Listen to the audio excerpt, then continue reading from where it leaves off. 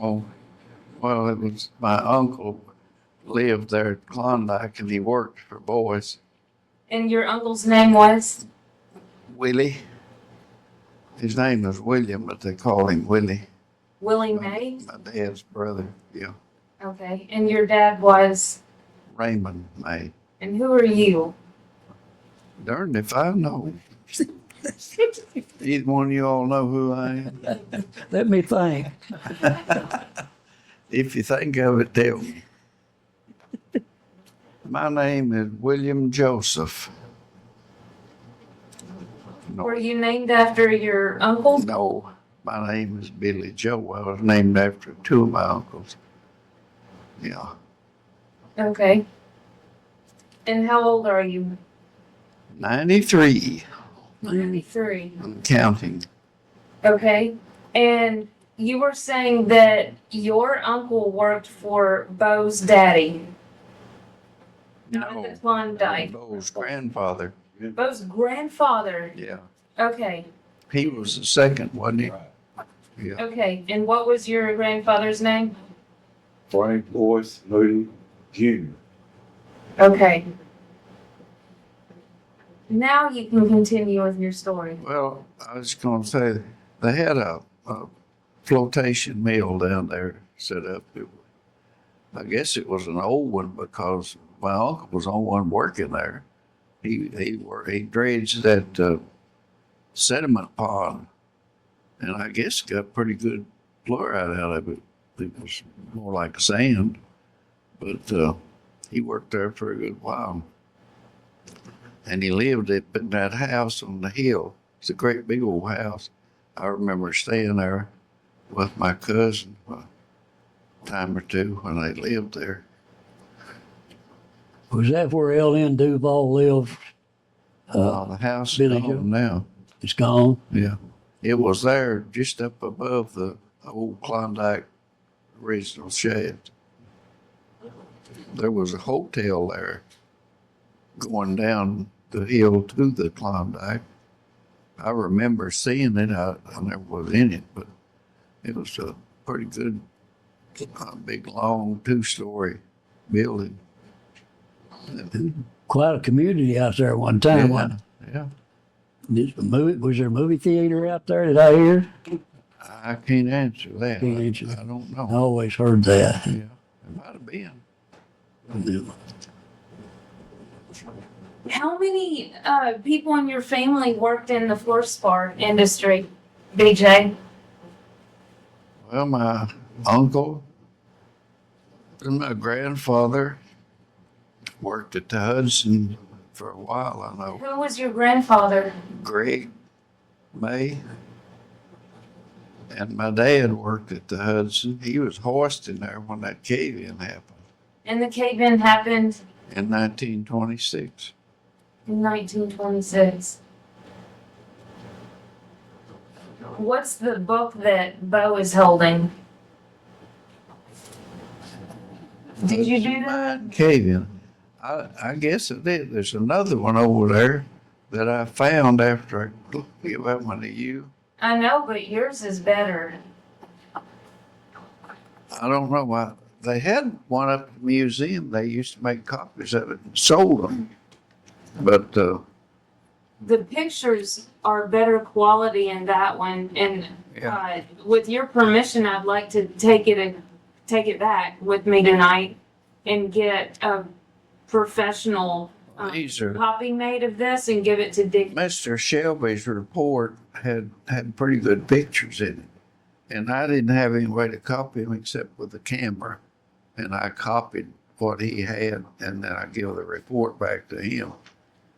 So you knew Mr. Shelby quite well? No, I knew his son, Miss. I don't know what A.M. Shelby was. Evan Shelby's one I knew, the old man's son. That his dad was in charge of the operation. I guess that's him right there. Now, were they any kin Mr. Bob Shelby? Not that I'm aware of. Could have been, but I never did know any of them except I got to know Evan when he was here in town, and he married a lady here. It's kind of like Mr. Bug from over Fredonia told me one time, asking me any kin folks down Hickman County where all my folks are from.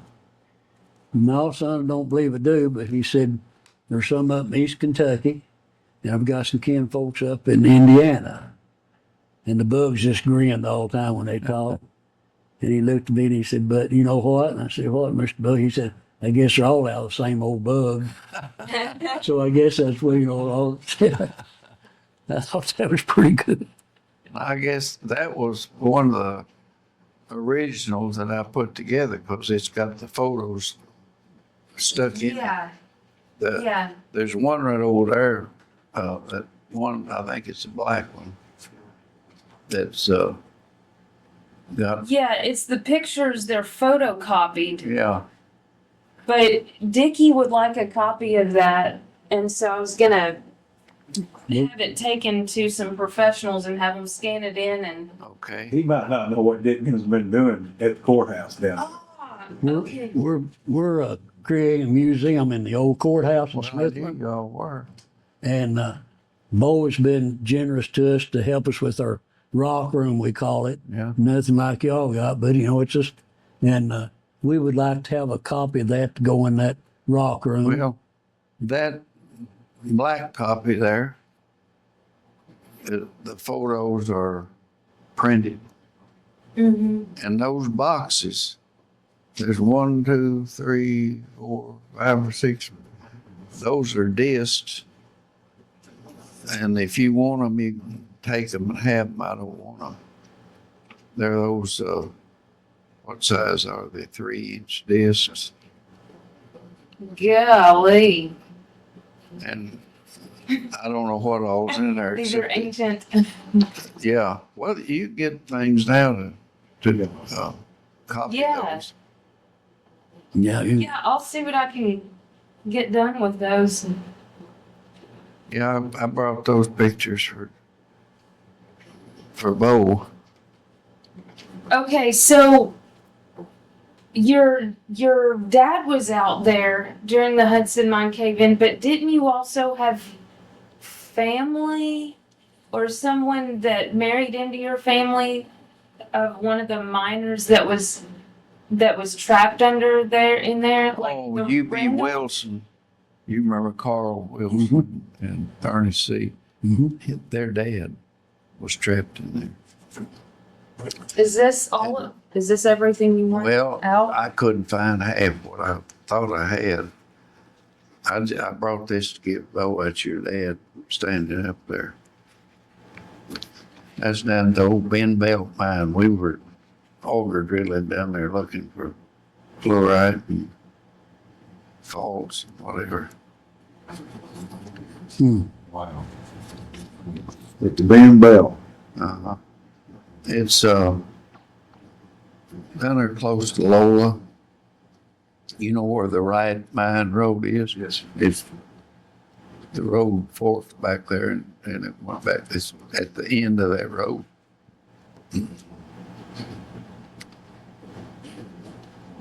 We I've had been that. back there on horseback. That had that lease. We found some pretty nice spar, not great quality, but there was some good spar. Excuse me, good spar in there. What did you do in the fluorspar industry? I surveyed. I worked for Reynolds Aluminum Company, and we did a lot of drilling, core drilling.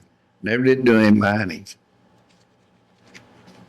Just did a lot of drilling, but of course we were associated with the mine, and I used to know where about all of them were, but I don't anymore. I can't recall.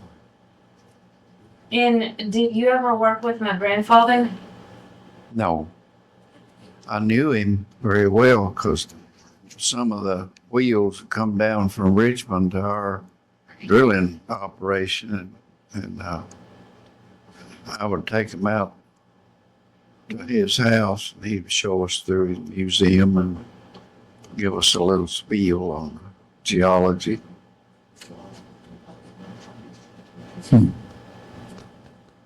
And Bo, how many generations Fluorspar mining are you? I'm actually the fifth. Boy's the fourth, but I'm actually the fifth generation. Okay, who started it and when? Francis, Marion, Moodie came in to West Kentucky as a horseback evangelist of the Baptist faith. From where? He came up from Mississippi. And he'd been doing some stuff in Florida too, because he was a partner with John B. Stetson and a co-founder of Stetson University in Atlanta, Florida. First woman's Christian college in the United States. Wow. Yeah. And he was horseback evangelist, and rocks was his hobby. And he came up and saw some stuff that he liked as he traveled up the Cumberland River, especially on the north side of it, between Smithland and Pinkerville. And he took some of the first recorded mineral leases in the state of Kentucky and bought some property and accumulated about 1,000 acres of mineral rights. In 1872, he sunk a shaft on Coker Hill, going down that bluff. Yeah. That was 1872 when he did that. Mm. And so he was in here probably just a little after the Civil War the first time. And later on, his son, F.B. Moody Sr., came in at the word of his father. But, you know, one of these days there's going to be something going to happen in the Fluorspar industry up there. And I've got those mineral rights here and those leases there and this and that.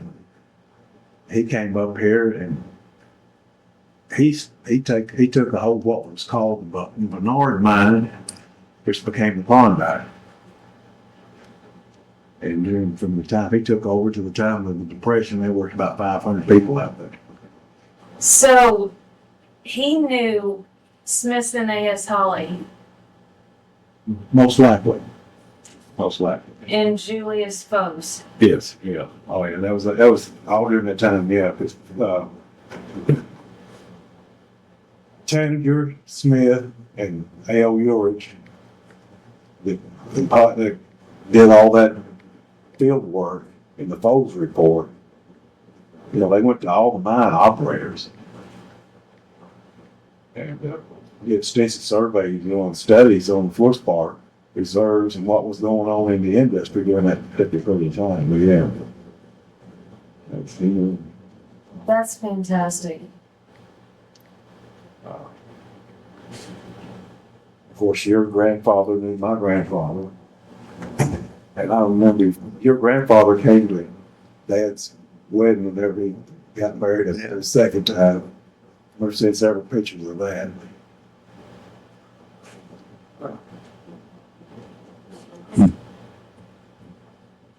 And my grandfather, he came up here from Brookhaven, Mississippi in the late 20s. And my great-grandfather handed the keys to him to the Klondike. You take it, go with it. And he went back down to Silver Mine and started building a house and started working on some of the old Silver Mine workings now. I remember when I guess it's your grandfather, lived at Silver Mine. Old house down there on the hill overlooking the river. Beautiful place. With that tree growing up through the front porch. Yeah. There was a lot of history out there under that tree. I bet. You know, I mean, that goes back to that, because that, where that tree went up through that porch, that was the original office Oh, it was. of my great-great-grandfather. Really? And they just kept on building on through the years till it became the house, you know. Yeah. That, Well, your dad lived there for a while. we lived there until, you know, back then, it's a big deal to get to school. Yeah. And we was so far back in there, Dad didn't have to haul us out in the car, you know, to get to school. So we was far enough back in there. And, you know, my sister had that condition that was coming on her. So that's whenever about the time I went to the first grade is when we moved from Silver Mine to I Grand. remember when you all lived there one winter, come big snow, and boys couldn't get out. And he called me, and I had a 4-wheel drive Blazer, and I went down there and got him. But he was snowed in. It's bad. And when you got some, get back in there with Yeah. Bo, got a question. Yes. How old is that silver mine? How far can you date that back? Really, it's really hard to date the actual first workings out there, but I would say that is the first workings. And of course, they would Fluorspar. There was really no demand for it. They looked for lead. There was a Scottish hearth out there, and you probably remember this. Yeah, I want to say somewhere about 54. You know, at the old mines place was on that litigation for a long time. My grandpa was Yeah. that shit. And just as soon as that thing came out of that litigation, he got granted full mining rights and mineral rights to that. We sunk that shaft off the side of the bluff down there next to another old shaft that was down there. He sunk that thing and thought he was below all those old works. I can't remember how far down in there was. It wasn't that far. I mean, today's, don't say 140 feet or something like that. And he drove a level away from the river, back up under the hill there. And they were out having lunch. Everybody's out of the hole. We was all talking, everything was shut down, really quiet, and all of a sudden a big whoop, whoop, whoop, whoop. And he said, that thing just belched. Oh my God, we've lost the hole. That dust and everything. Well, that's what happened to the silver mine up on the hill. River come in on it. I was down there the day that Scroggins went down underground. Yes, sir. And I was 2 days I was down there.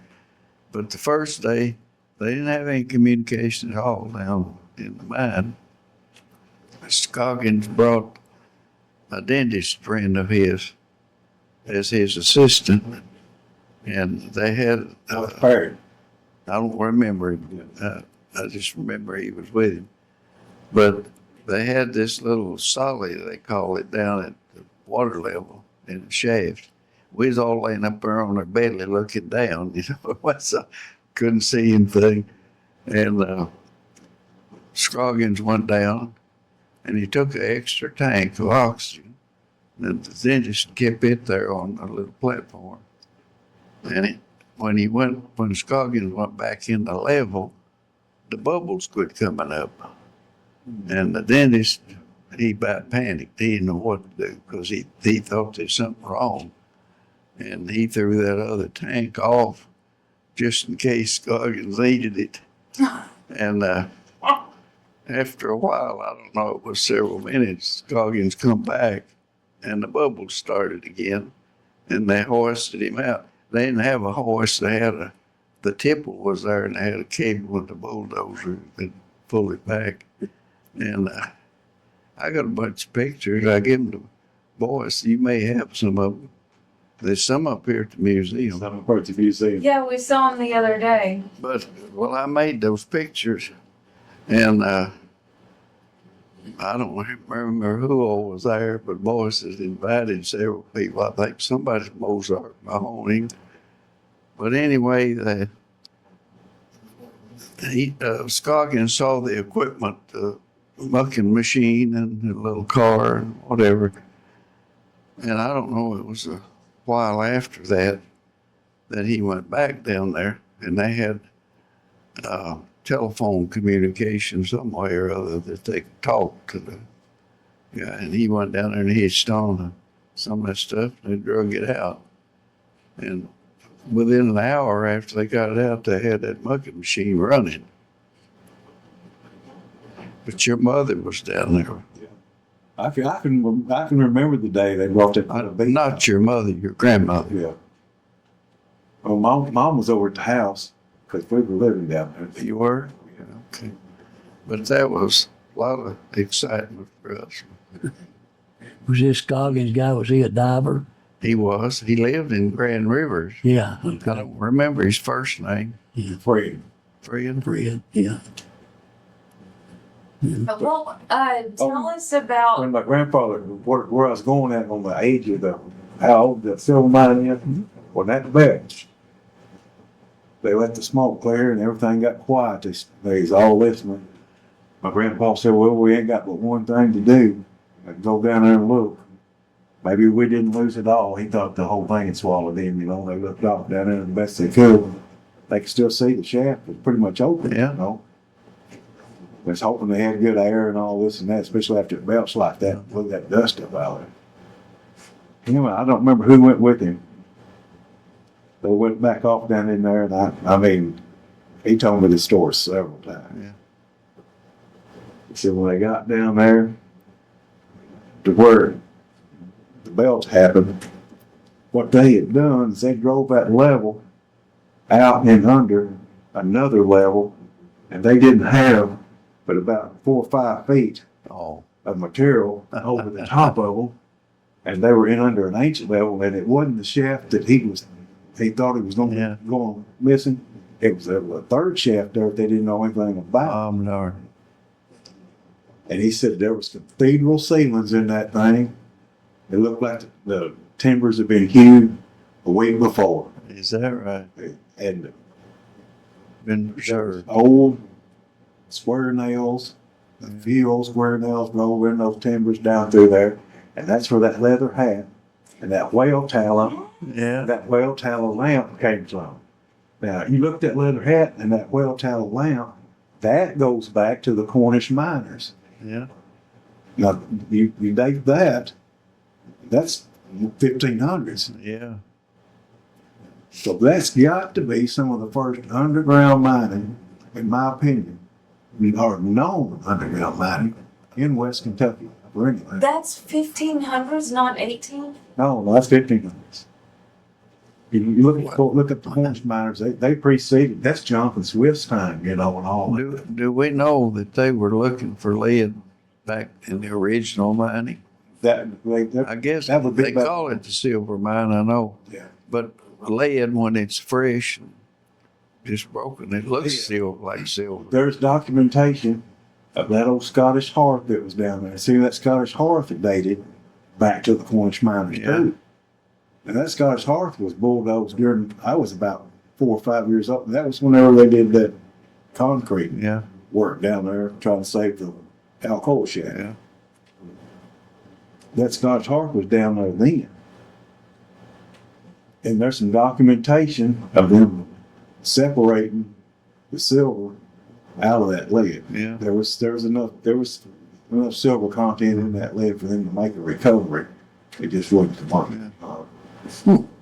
But there was old ingots, and Dad found one down there that had Memphis Lead Company on it, Oh. down on Riverbank. My Lord. And that goes, way back there. You know, that had to be one of the nearest supplies that Memphis Lead Company would have had Yeah. via the river, you know. They might have got some out of Arkansas or somewhere in Missouri. And what time would that be? Now, Memphis Lead Company, Memphis. that was probably in the 1800s, 1820, somewhere in that ballpark. Like Andrew Jackson? Yeah, 1811, 1820, maybe pre-Civil War, because I think Memphis Lead Company ceased to exist after the Civil War, if I'm not mistaken. I don't I think have the a Yankees clue. put the crackdown on them so bad, Yeah. they didn't want to make bullets. Amazing. You just wonder how in the world they knew to go in right there, Well, that vein is exposed down in the river. And Uh-huh. it's 6 foot wide, that vein, and that Fluorspar, I mean, you can see, it's just like going in a mine. I mean, there's both of your walls there, foot wall and hanging wall. It's almost pure, just vertical, And that spar calcite right in between those two walls. I mean, you can't miss it. I mean, anybody in a canoe, and that's when that interview when I was talking about the Indians. Mm-hmm. The Indians had to be getting their spar like from Kincaid Mounds and all these other ceremonial places that they had. Yeah. That would be, of course, it's in the river till all up and down. It was summertime, you go dry, but that would be a common place for them to go, get spoiled by name down.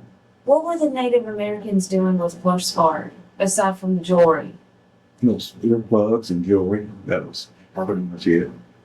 Ceremonial stuff. But Alcoa was minding when that shaft Yeah, gate, Alcoa was or one- the river come in on them, actually.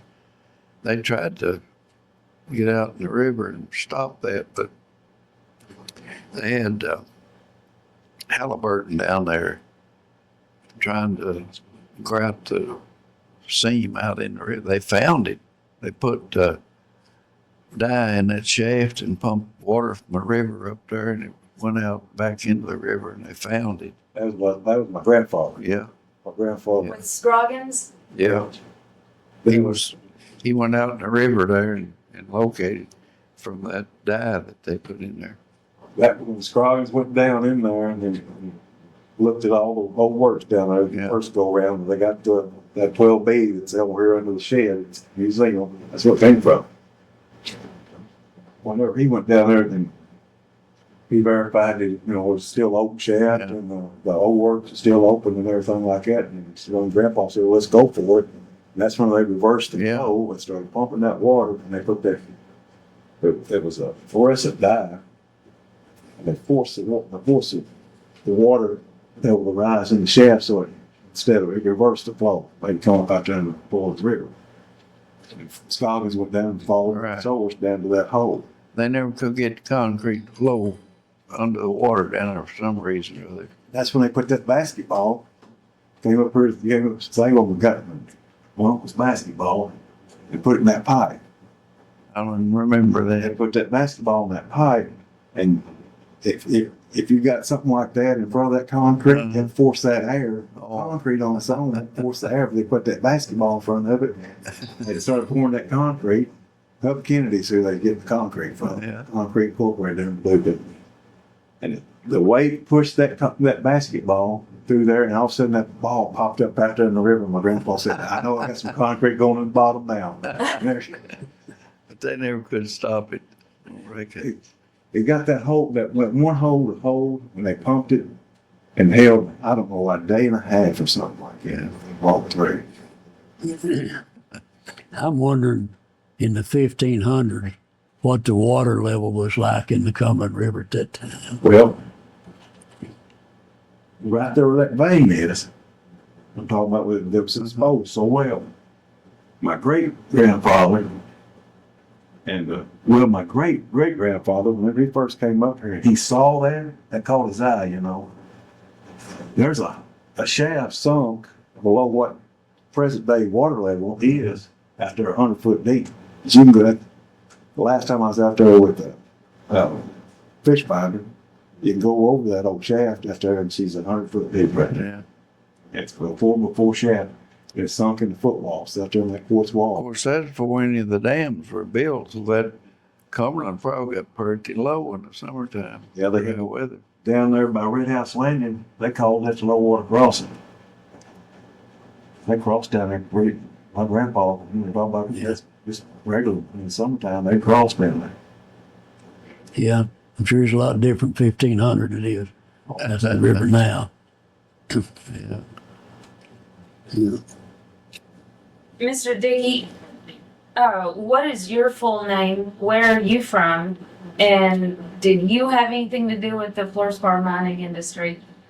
My name's William D. Berry, Jr., and I was born in Carlisle County.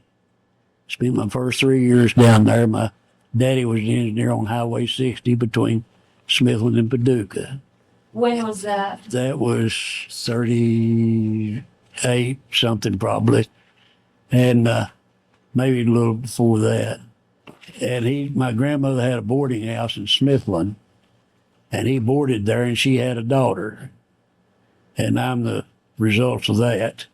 Okay. So my first 3 years I lived in Carlisle County. He died. Mother moved back to Smithland. I've been Livingston County ever since, and I don't have any really ties to the fluorspar business other than being around Billy Joe and Dave Conyer, people like that, both that, talk about it a lot and I've listened a lot, but as far as having any direct contact, I didn't have.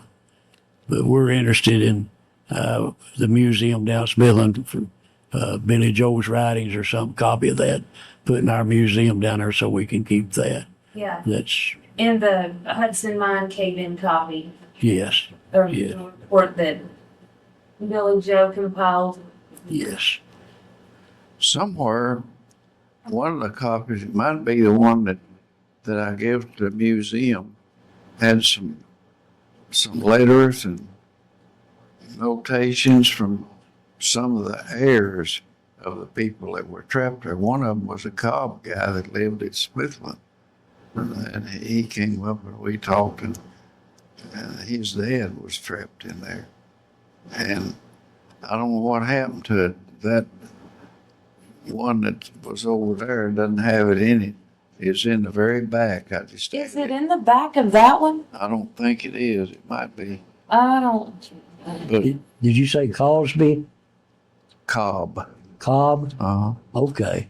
Yeah, that was Dab Cobb, and that was his daddy, I think. That Yeah, I was think so. Dab Stalk. Stalk was other brother. But there was several comments that I had copied. And I know there was one letter, I think it was from Cobb. And I put them in the back after I had already done the book. Okay. And I can't find any of that. There's one of those over at the museum where we found like 2 copies at one time down in the bottom. Yeah. And that was a composite of somebody ran off one of these, like a mimeograph machine. Yeah. Remember that? And it was some of the newspaper articles from Britain Press that had been on it through the years, and then there was some of Billy Joe's writings. Well, I didn't do any writing. Everything I put in there was from the Crittenden Press, and I think Paducah Sun, Yeah, and Mr. Shelby's report. I just copied all that and put it. Of course, I'd heard my dad talk about it, but I had never really gotten interested in it. And one day I did get interested, and so I started collecting all the information I could and put that in there. But it was all, I don't think I wrote anything. I think it was just a compilation from other stuff but I know I took a copy up to the museum, and they sold copies for a few years, but they don't have, somebody said they didn't have any now, so I don't know. Maybe they sold the original. I think I've got that. Well, I think I do have that. some copy that I had those notes. There was, I don't know, 3 or 4 or 5 pages that I added to that. But I can't find it. It's not in the one that I've got here now. I'll look Saturday when What I'm. about the book that the lady wrote a few years I back? was gonna ask you about that. Yeah, and she wrote a book. I've got a copy of that at home. Wasn't it his wife? I know. Shelby's wife? Yeah, she did something. I never did see it. Emily Oh, Emily yeah, Shelby. Edwin, when that his name. Shelby. See the fellow that had the one Yeah. hand off? Yeah. Wasn't Edwin, I don't think. But anyway, his wife, it hadn't been too long ago. Right. I noticed she was trying to sell some book, but I never did see it. I don't know. Well, you know, the Bunch brothers had a sale for the Tuckers over at Foles Hall, Uh-huh. and they got to be kind of big. And she brought a bunch of stuff down to Wingo at the auction house and sold down there one night. I was there, and I bought some stuff to put in our museum at Smithland. And I just wonder if there's any of that writings or anything that got sold down there by I don't accident. know. After I copied Mr. Shelby's report, Evan Shelby's his Yeah, name. that's right. I gave the report back to him. And then about, 6 months later, he called me and he wanted to know if I'd given it back to him. And I said, yes, I did. I know I did. but he couldn't find it. So I don't know if she found it and did her book or what. I don't know what was in her book.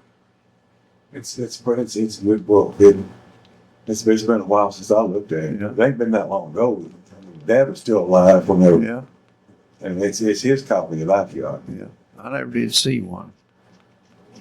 Didn't know what she put in it. I asked Brenda Underdown if she knew of any copies floating around that I could get my hands on, and she didn't have one. How long ago would that have been? Would Dave still been living, Billy Joe? Probably so. I'll ask Mike. You know, Dave, he Yeah. collected stuff. I'll ask Mike if in any of his stuff he ran across a book by. They sold a bunch of copies up there at the museum. I know there's always Of hers? Of her No. book? the one that I did. Yeah. This lady, whatever her name was, he had to it was through the Crittenden Press. Contacted them to get a copy of her book. Yeah. Emily Emily. Shelby. You know, That's her name. so Crittenden Press might be able to. She's still living for it, I know, out there. I can't think of the subdivision now. Really? I thought she had passed. I believe she did. I think you're right. Her son, I believe, lives out there now. She was a Stout, Bill Yeah. Stout's daughter, wasn't she? Yep. Sure was. How is Bill Stout related, if at all, to Keith and Alan? Father. Oh, okay. Mhm. And I believe their father, in the 50s, was hired by Eagle Pitcher to dig out the Hudson, Yeah. like pump it out in the 50s. I think I'm wrong about that. Bill Stout wasn't Keith and I don't have any idea. Howard. Yeah, Howard was Howard their was- uncle. Yeah. He was a Or maybe father of, he was their Keith dad. Yeah. yeah. Keith and I don't. What was that stout guy's name? Emily had a brother, Yeah. David. Yeah. Son Roy was big buddies with him. He's dead now. But they were Bill Stout's children. Yeah. I don't know where Bill worked for KU. You see, They come here when he's worked with them, but I don't know where they came from.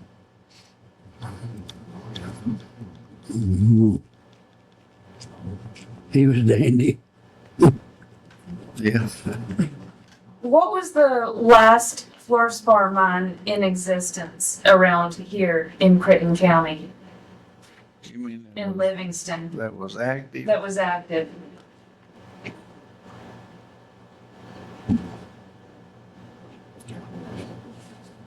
That Barnes would have been it. Yeah, that's right. That's the What is it? Bad Barnes. yeah. What about Cero out there today? That was Is that the, okay. yeah. And when did they close down the Bab? But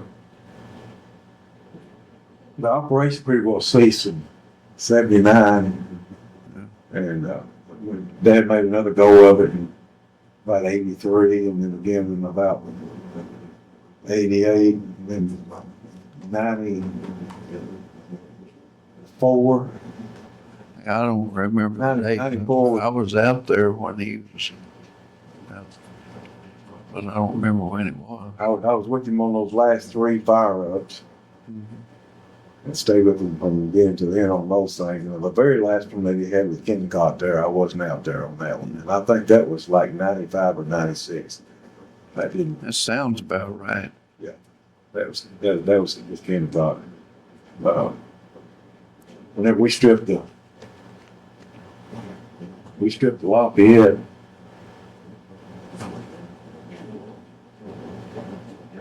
In '90.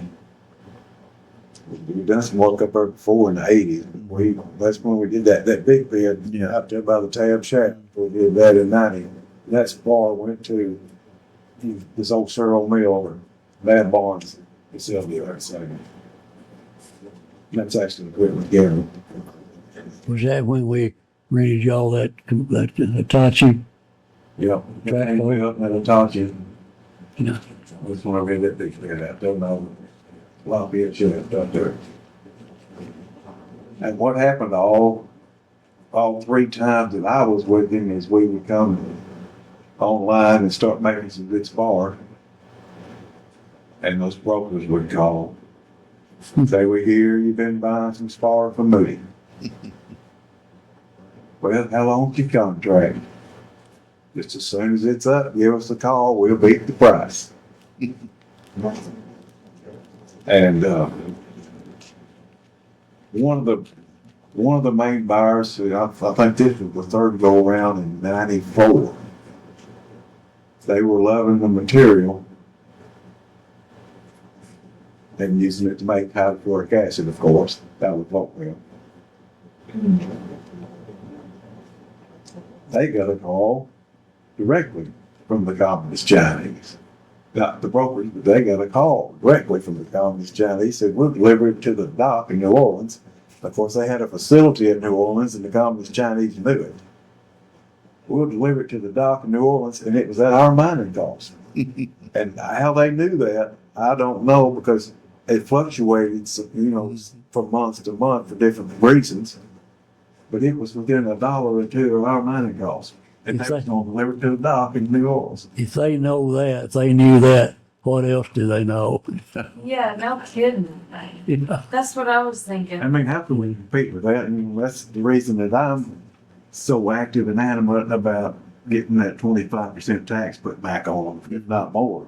I think it ought to be a 50% tax. Or just banned completely altogether. And not just on them, but on foreign imports of fluorspar and fluorspar direct derivatives. We got one chance at that Yes, sir. if he can get elected.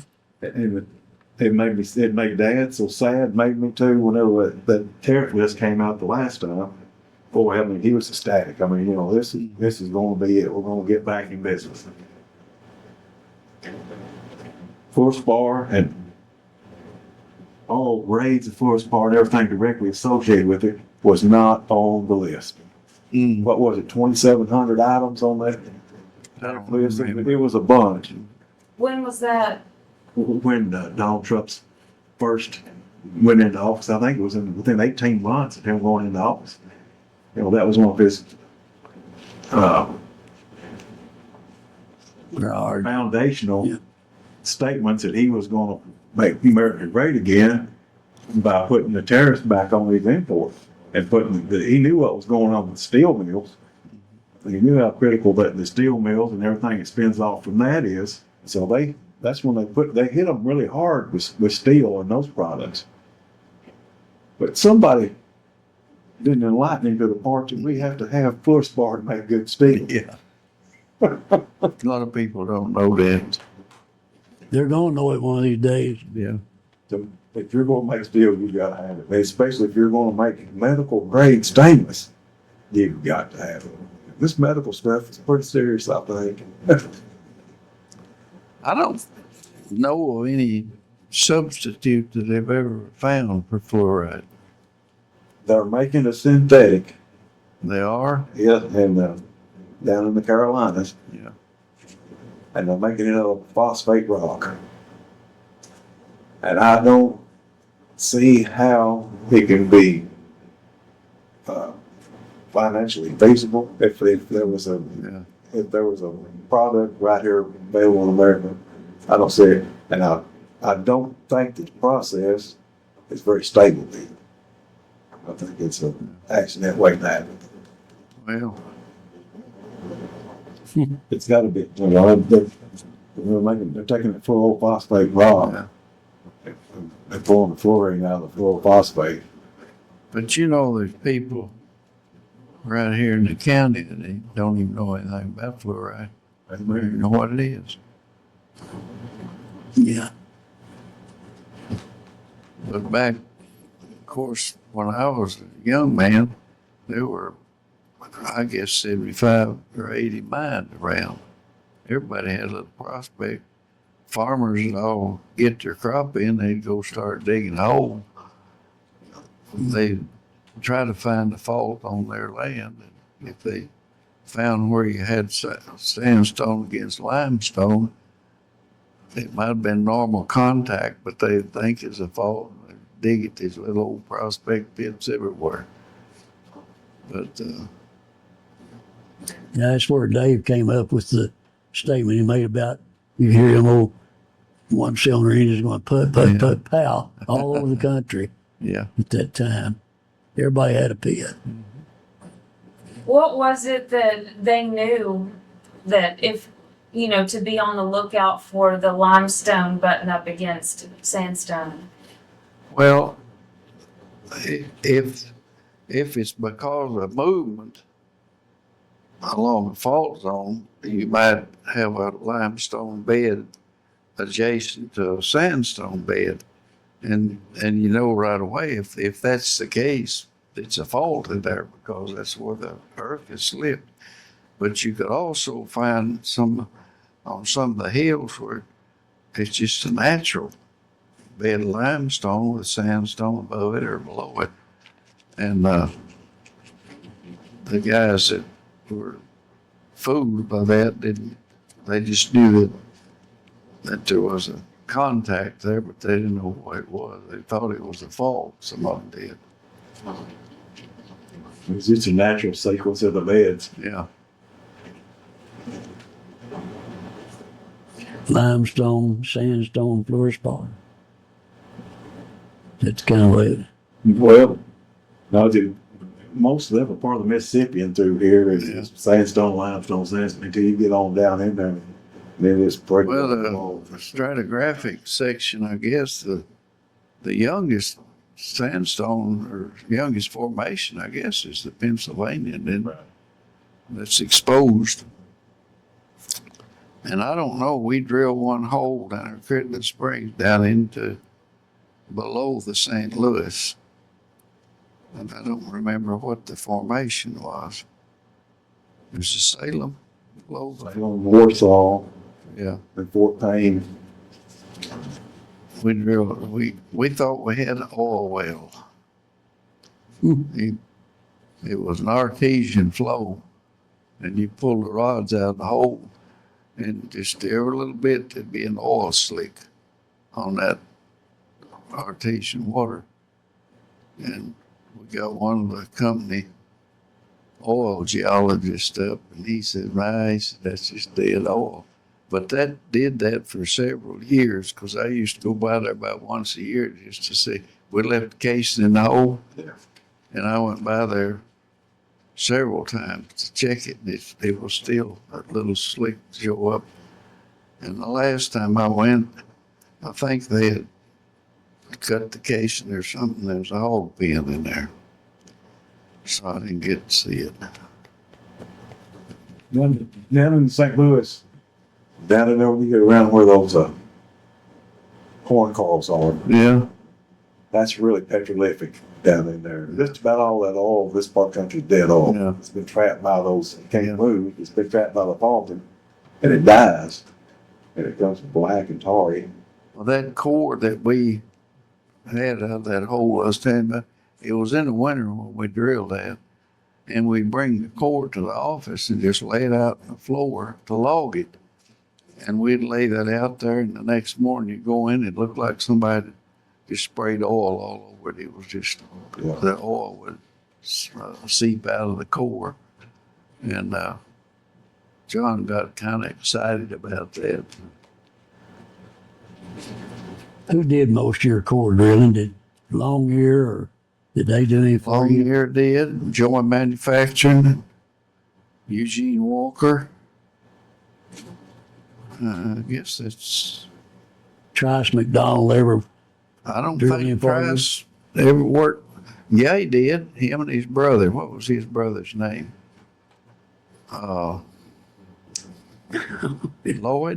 Floyd? No. I don't know. Oh, there was a Lloyd somebody that drilled for Longyear. He Trice worked with Lloyd. That might have Right. been who it was. Lloyd, But, was he right? Who don't sound right? You crab. No. The last drilling we did was Eugene Walker. He worked for some guy. I didn't know who it was over in Illinois. And I guess the guy retired, and Eugene bought his equipment and went in business for himself. Do you have any cores laying around anywhere?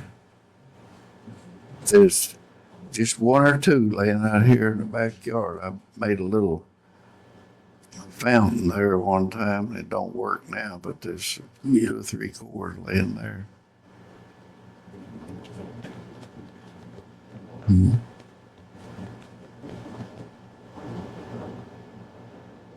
Trice used to have them laying around all over up there at his house. You know, he'd come in from a job and throw them out. And I guess they all got washed in the creek, probably. I paved the road down there northeast Bath with a core.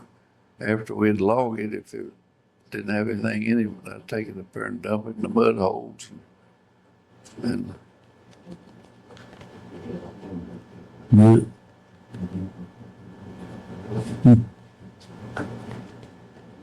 Well, I hope it comes back someday, but maybe, Can't come back quick enough.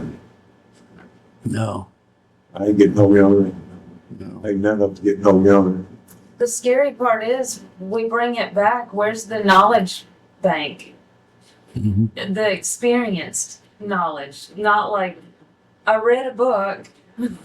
Yeah. Or I saw this in South America, or I saw this in Mexico. Yeah.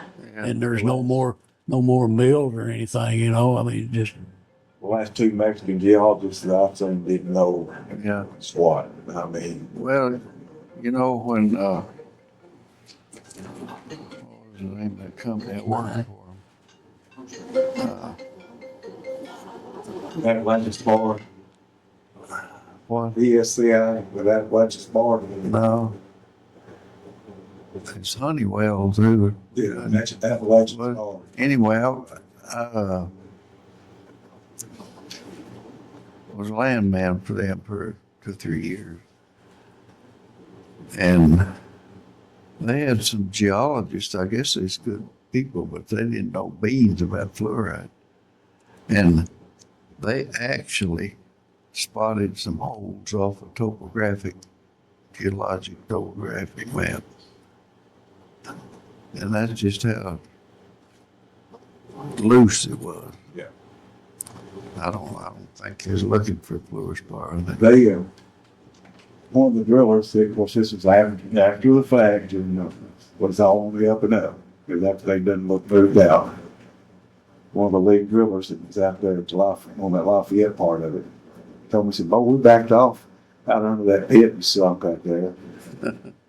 And you know, we never cut an ounce of spar." I said, "That's impossible.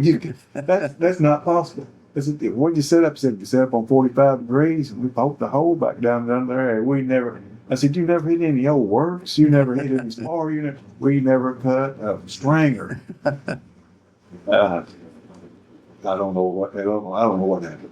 I don't know. Probably either. deviated that bad, or they didn't Well, you know, go far enough to cut the wall. you talk about the rods deviate.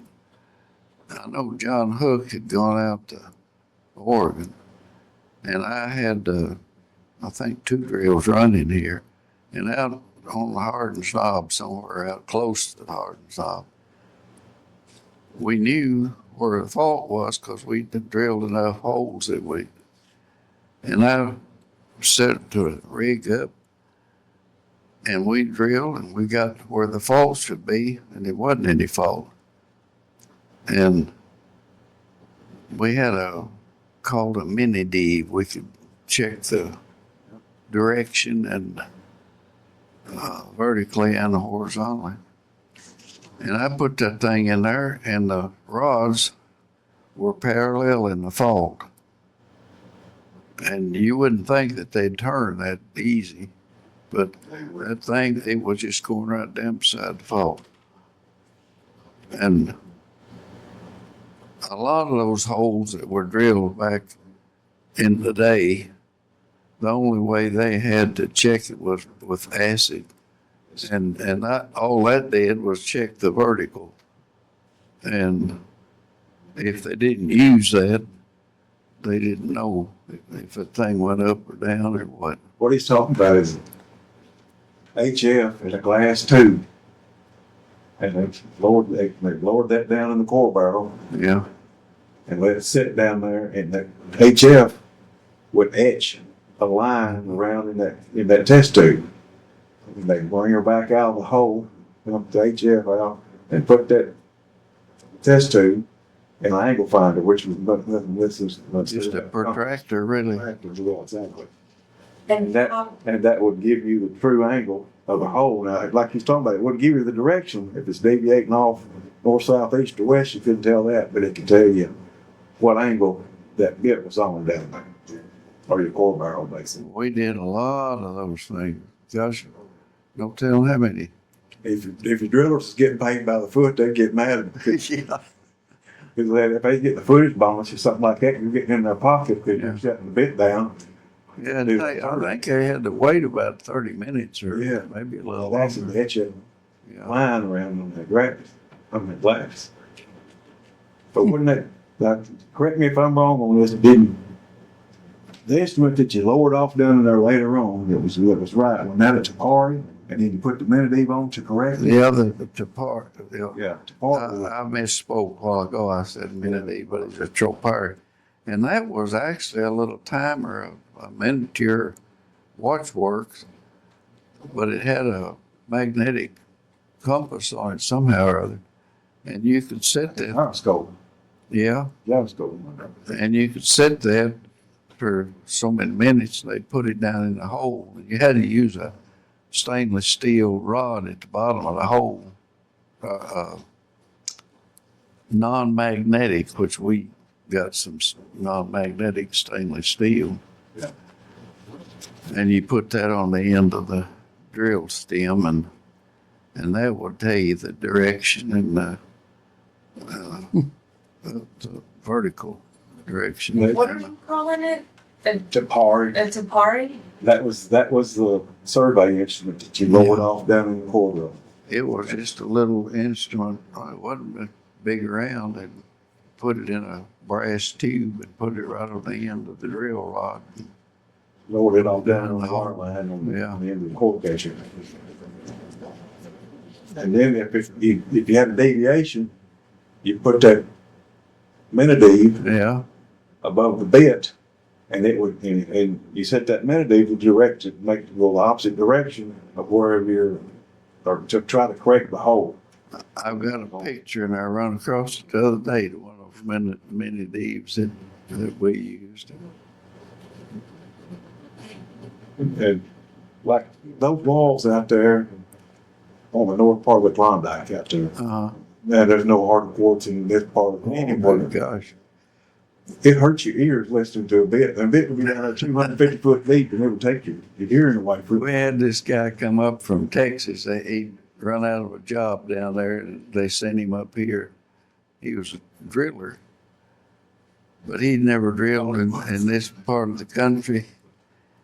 I was his helper, and we set up a drill out there on Klondike, and he was getting ready to drill, and I said, "We better tie this thing down."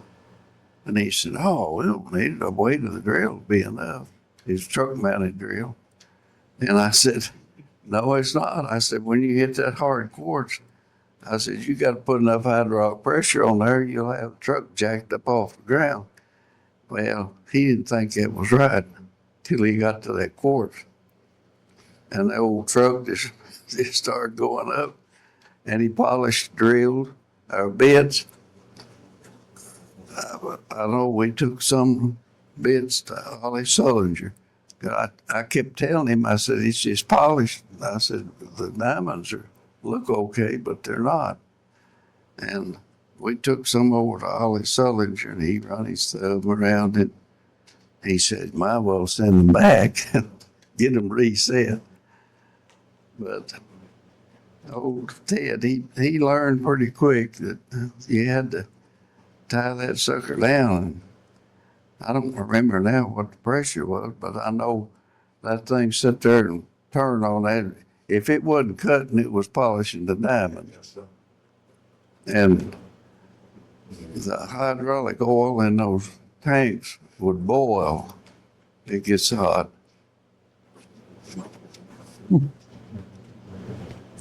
That those cords would come out from out there looking like glass. Yeah. Sure did.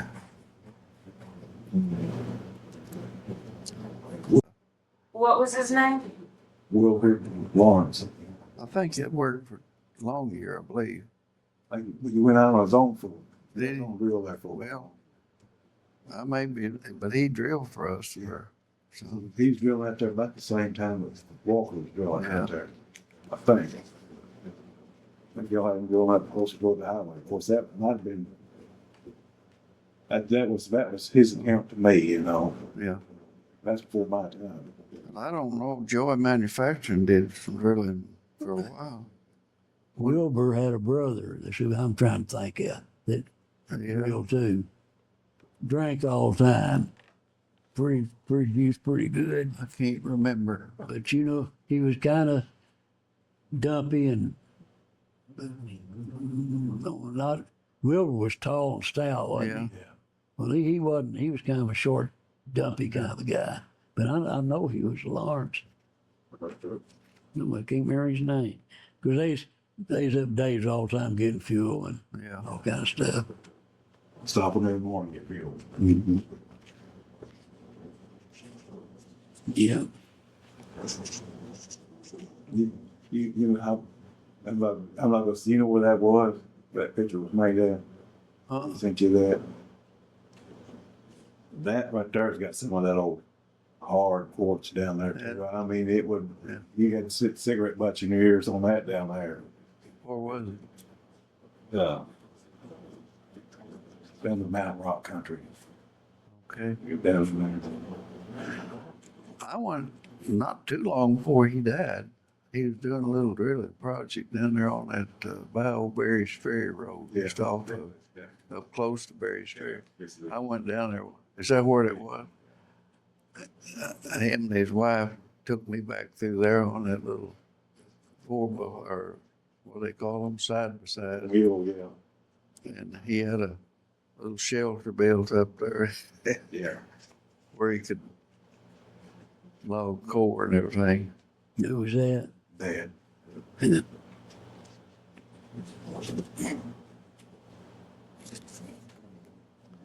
I've got it on I don't know if I can find it or not, but I've got it on my camera. He always told me on that place right there, he told me all my life. He said, son, you ever went back in there? I said, Dad, I wandered all around there and I worked on a few spots in there. He said, yeah, have you ever been on that place there? No, Dad, I never have really been on that farm right there, looked at those holes. He said, let me tell you something, don't. And so that was one of the few times that I did what he said. Yeah. Dude, I didn't never go back there. But I did go, it's one of those shafts right there close to the highway. Yeah. Can I see those? Sure. And, You can have those pictures if you want them. thank you. I went in, And where was this one? Van Bell, That's between Salem and Lola off the highway a little bit. he's got some documentation on the back of it, he just didn't have the location. Oh, so this is BJ May, Boys, your dad, and who Hook? John Hook. 1956 auger drill. Oh Lord. That was the year I went to work for Reynolds. That auger drill was hard as a core drill as far as work, labor. That thing killed you. It had a McCulloch chainsaw motor and a little transmission. It took two men. And if you wasn't holding that thing and it hit a rock or a root or something, it'd knock the cush out of you. This is BJ and Bo's dad at the Yeah. museum.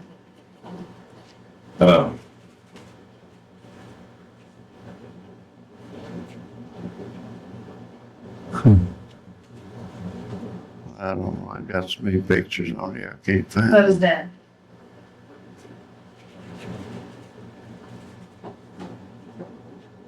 they, I can't remember, drilled 6 holes out there, Yeah. pretty deep. But I found something, I got to looking on the GQ one night, and I got to looking at some old stuff. I lined some things up. I told Dad the next day, I said, now Dad, I'm not running anybody down on this mapping, but this is the way I see this. He said, well, you know, you might be right. So I went out there the next day and I walked about 4 hours over that thing. I come back and said, yeah, you need to go out there and look at this. And he saw what I was talking about. There's not those 2 parallel faults, there's actually 4 parallel faults out there. And it's the stuff to the northwest, it's the best.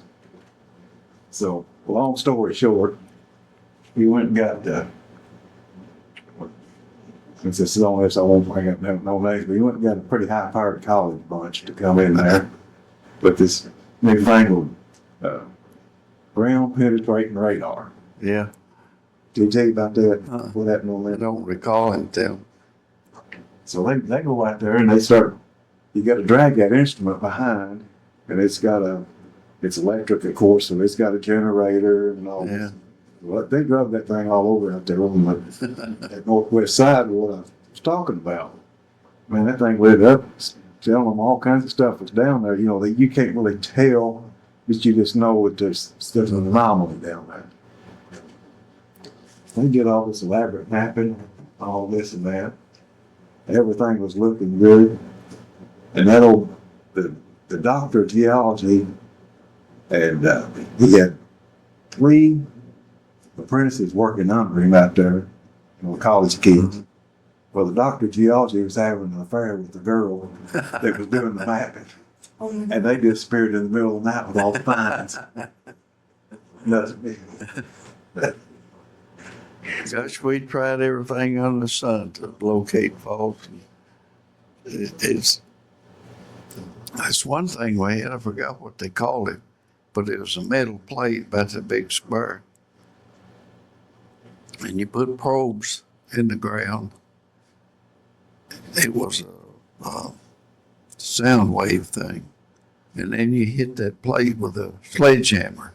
And it's supposed to record the depth to rock or whatever. That thing killed you. Of course, you couldn't hit that thing the same way every time.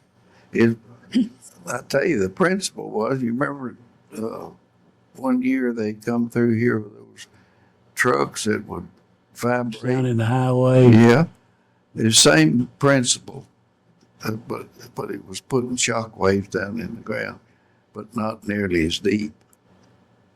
That didn't work out. It just, Did anything ever come of that deal where they came through sounding the highways? I guess they probably leased some oil properties. I don't know. That's what it was when he shot for oil. You know, he's looking for oil and gas.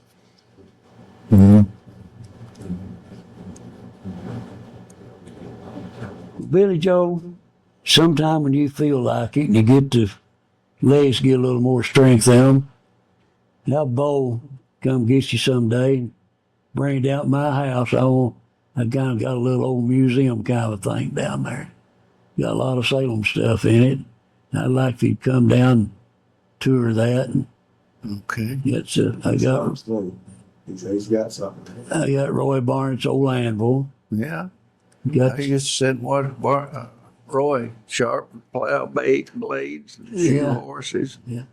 Clifton Arflake. Saw that I got that. Yeah. He came out there one time, brought me a knife, a Purina knife that his family owned a mill out Lola. And he brought me a knife and gave to me, and he said, "We've got something else I want you to have someday." And I said, "What's that?" And he said, "That anvil." And Yeah. when he died, Robert called me and said, "Clifton, won't you have that anvil?" I said, "Robert, I don't think I want that anvil." Well, we hung up, and when no more hung up, I called him right straight back. I said, "Yes, I do. I want that." So we've got me a stump made and got the anvil mounted on a stump. Got a picture of him with beating on it, you know, and got the sign off old Warner Theater, Yeah. and got a George Rice's barber pole and stuff, just stuff. Yeah. Which usually, I believe you enjoy that sometime. I'd like for you to come down. Warner Theater. That was Dave's middle name, David Warner Cotton. Conner. Yeah. His dad was pretty knee deep in Fluorspar at one time, wasn't he? Yeah, he was. He had I guess he bought a bunch of dumps, and they had a log washer there just out of Salem on a piece of property he owned, and they would mill that stuff, high grade it through the log washer. It's kind of a crude operation, but I guess he made pretty good money out of it. But back then, dumps were pretty rich with Fluorspar. Now then, you can't find anything on a dump hardly. Little shine once in a while. But I remember when I first went to work for Mineral, we'd go around and look at these old dumps and see what was on them, and I'd sit there and chip out octahedrons with my pocket knife, and you could find plenty of Fluorspar then, big enough to make an octahedron. They wasn't great big ones, but Yeah. You can probably tell me this. Down at West End, Doug and Loretta's, right there when you walked out the door, they had a little old case right there. Yeah. And there were several pieces of that, squirrels and yeah. rabbits and turtles and stuff. Well, who did that? Do you have any idea? Same guy did these up here at the museum. Squire Raleigh. Yeah. But you see, Doug's daddy, I think, was involved with Fluorspar over in Illinois at one time. And I don't know if he sold out and retired or what, but he just had that antique place there at Salem. Plus, he sold bottled gas. That's all I ever knew of him. I've got a write-up on him, and I've got a picture of him if you want it for your museum to go with the pieces that you have. Yeah, that'd be nice to put in there. He wasn't, he was a town magistrate, but he was a night watchman, and he also developed some kind of cementation process that earned him a patent. So, Squire Riley. Was he town marshal of Salem one time? Not that No, I this is was. Tulu. He was in Tulu. Tulu. Squire Riley. I'll ask my son-in-law about it. Yeah, that'd be nice. Yeah, he carved a frog and sent it to President Roosevelt with a note that said, "Hop to it."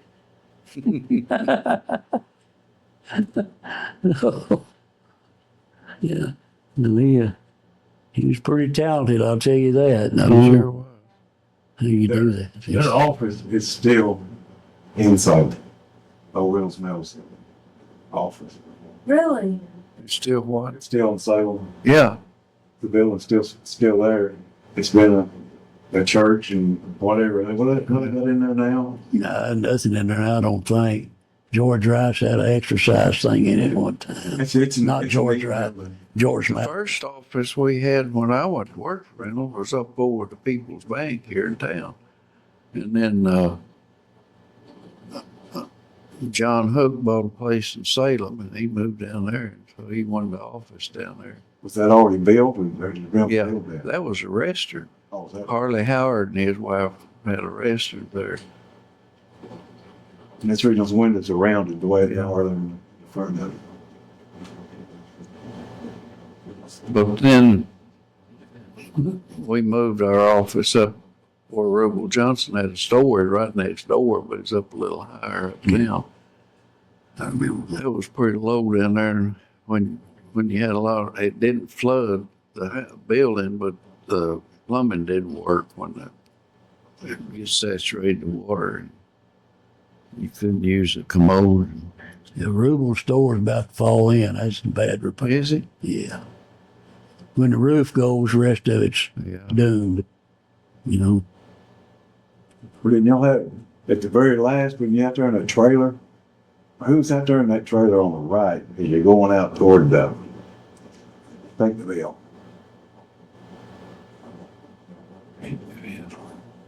There's a single wide trailer out there. Somebody had set up for an office.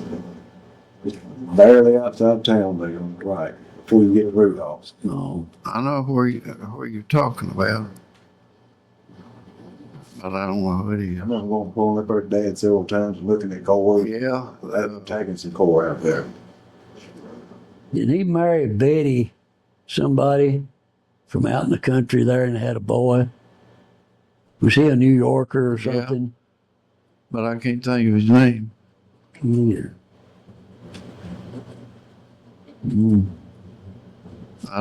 I can't think. Don't know. Y'all want to do this again sometime? I see the sun's gone down, and Oh, I don't know if you are fading fast, but yes, be fine with me. I'd love to. Maybe y'all could come down sometime. We do it down there at, In the museum. yeah, we could do that sometime.